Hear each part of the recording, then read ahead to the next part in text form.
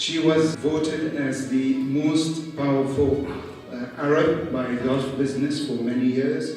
She was also selected as the most powerful Arab woman in the world. Please allow me to welcome to the stage Ms. Maha Al-Ghunaim. The first weapon every person needs in order to conquer the world is your education. I was also blessed that I was able to find my passion.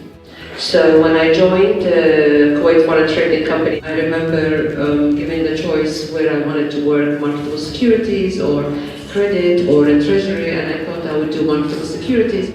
And from there I just loved it. I guess as a leader, you're all alone.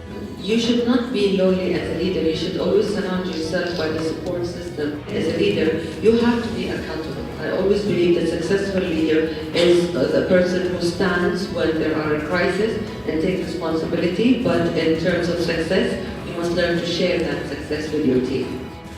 What advice would you give young and aspiring Arab ladies? I see women a lot of time, although they deserve the credit, would step down from her male colleague to take the credit just because they don't want to cause a wave or disturb anyone.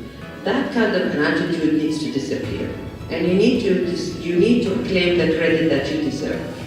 That's my first advice to them.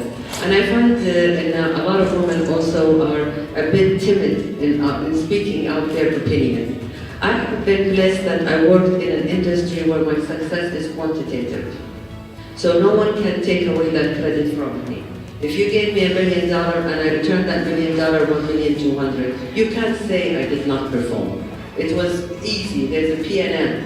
A lot of women who are working in industries where the success cannot be quantified, usually, unfortunately, you cannot claim the credit where the credit is due.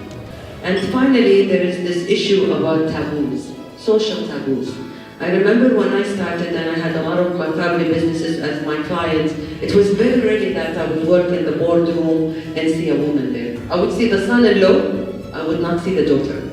This has changed, luckily. And I think with education, which is the first weapon for every woman, and also social intelligence and social skills, they learn to take their place.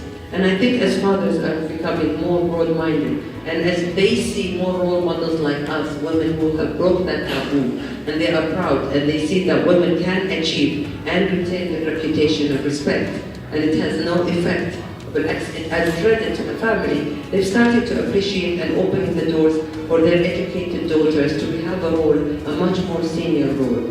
And we need to remember always as women that we don't need to be loved.